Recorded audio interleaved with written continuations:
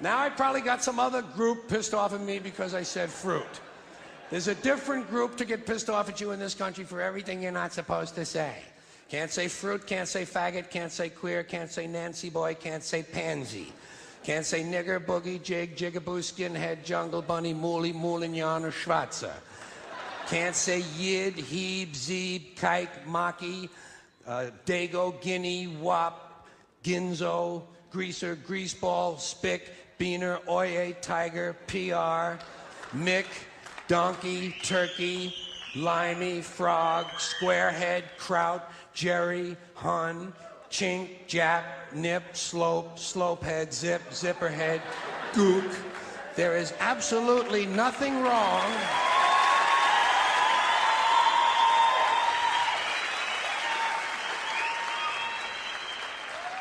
There is absolutely nothing wrong with any of those words in and of themselves. They're only words. It's the context that counts. It's the user. It's the intention behind the words that makes them good or bad. The words are completely neutral. The words are innocent. I get tired of people talking about bad words and bad language. Bullshit. It's the context that makes them good or bad. The context that makes them good or bad. For instance, you take the word nigger. There is absolutely nothing wrong with the word nigger in and of itself. It's the racist asshole who's using it that you ought to be concerned about. We don't care when Richard Pryor or Eddie Murphy say it. Why? Because we know they're not racist. They're niggers.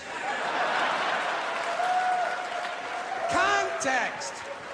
Context. We don't mind their context because we know they're black. Hey, I know I'm Whitey, the blue-eyed devil, patio fade, gray boy, honky motherfucker myself. Don't bother my ass. They're only words. You can't be afraid of words that speak the truth, even if it's an unpleasant truth, like the fact that there's a bigot and a racist in every living room on every street corner in this country. I don't like words that hide the truth. I don't like words that conceal reality. I don't like euphemisms or euphemistic language. And American English is loaded with euphemisms because Americans have a lot of trouble dealing with reality. Americans have trouble facing the truth. So they invent a kind of a soft language to protect themselves from it. And it gets worse with every generation. For some reason, it just keeps getting worse. I'll give you an example of that. There's a condition in combat. Most people know about it.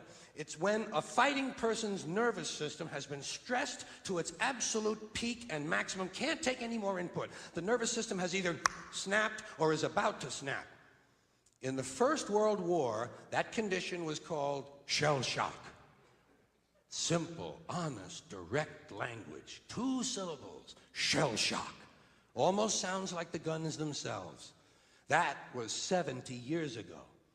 Then a whole generation went by, and the Second World War came along, and the very same combat condition was called battle fatigue. 4 syllables now. Takes a little longer to say. Doesn't seem to hurt as much. Fatigue is a nicer word than shock. Shell shock. Battle fatigue. Then we had the war in Korea, 1950. Madison Avenue was riding high by that time, and the very same combat condition was called operational exhaustion. Hey, we're up to 8 syllables now. And the humanity has been squeezed completely out of the phrase. It's totally sterile now. Operational exhaustion. Sounds like something that might happen to your car. Then, of course, came the war in Vietnam, which has only been over for about 16 or 17 years. And thanks to the lies and deceit surrounding that war, I guess it's no surprise that the very same condition was called post-traumatic stress disorder. Still 8 syllables, but we've added a hyphen.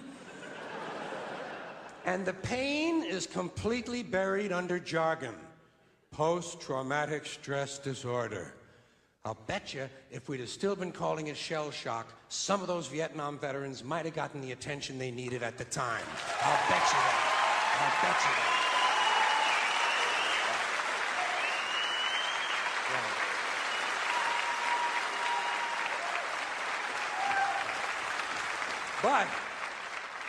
But it didn't happen. And one of the reasons is because we were using that soft language, that language that takes the life out of life.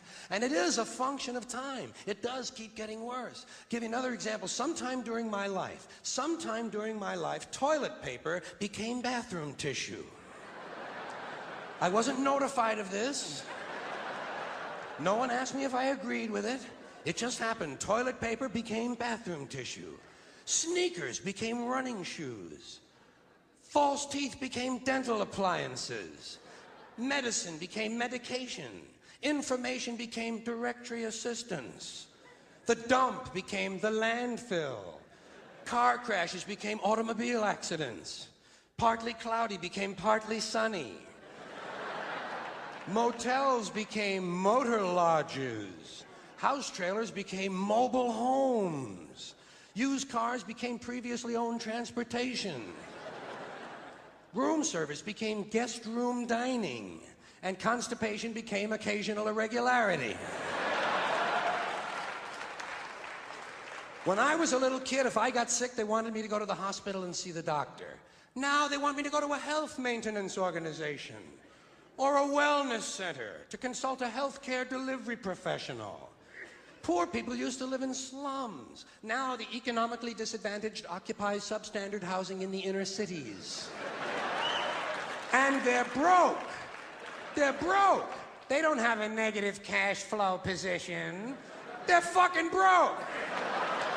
Because a lot of them were fired. You know, fired. Management wanted to curtail redundancies in the human resources area. So many people are no longer viable members of the workforce. Smug, greedy, well-fed white people have invented a language to conceal their sins. It's as simple as that. The CIA doesn't kill anybody anymore. They neutralize people. Or they depopulate the area. The government doesn't lie. It engages in disinformation. The Pentagon actually measures nuclear radiation in something they call sunshine units. Israeli murderers are called commandos. Arab commandos are called terrorists. Contra killers are called freedom fighters. Well, if crime fighters fight crime and firefighters fight fire, what do freedom fighters fight? They never mention that part of it to us, do they? Never mention that part of it.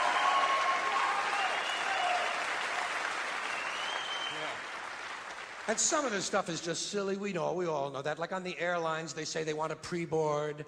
Well, what the hell is pre-board? What does that mean? To get on before you get on? They say they're going to pre-board those passengers in need of special assistance. Cripples. Simple, honest, direct language. There's no shame attached to the word cripple that I can find in any dictionary. No shame attached to it. In fact, it's a word used in Bible translations. Jesus healed the cripples. Doesn't take 7 words to describe that condition. But we don't have any cripples in this country anymore. We have the physically challenged. Is that a grotesque enough evasion for you? How about differently abled? I've heard them called that, differently abled. You can't even call these people handicapped anymore. They'll say, we're not handicapped, we're handy-capable.